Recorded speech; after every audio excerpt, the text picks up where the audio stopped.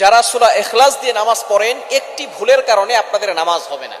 অনেকেই আছে আলহামদুলিল্লাহ সূরা ইখলাসকে ভালোবাসেন, সূরা ইখলাসকে মহব্বত করেন, কিন্তু আপনাদের একটি ভুল এমন হয়, এই একটি ভুল যদি আপনাদের হয়ে থাকে তাহলে কিন্তু আপনাদের নামাজ হবে না, নামাজ বাতিল হয়ে যাবে। সূরা ইখলাসের ফজিলত অনেক বেশি, আমরা সকলেই জানি। নবীজি সাল্লাল্লাহু আলাইহি সাল্লাম জানিয়ে দিয়েছেন, যে ব্যক্তি সূরা ইখলাস একবার পাঠ করবে আল্লাহ পাক রব্বুল আলামিন 10 পারা কোরআন শরীফ পড়ার সওয়াব দিবেন। যে ব্যক্তি 3 বার পড়বে 1 খতম কোরআন শরীফ পড়ার সওয়াব পাবে। আর যে ব্যক্তি 10 বার পড়বে আল্লাহ পাক রব্বুল, যারা সূরা ইখলাস দিয়ে নামাজ পড়েন একটি ভুলের কারণে আপনাদের নামাজ হবে না। অনেকেই আছে আলহামদুলিল্লাহ সূরা ইখলাসকে ভালোবাসেন, সূরা ইখলাসকে মহব্বত করেন, কিন্তু আপনাদের একটি ভুল এমন হয়, এই একটি ভুল যদি আপনাদের হয়ে থাকে তাহলে কিন্তু আপনাদের নামাজ হবে না, নামাজ বাতিল হয়ে যাবে।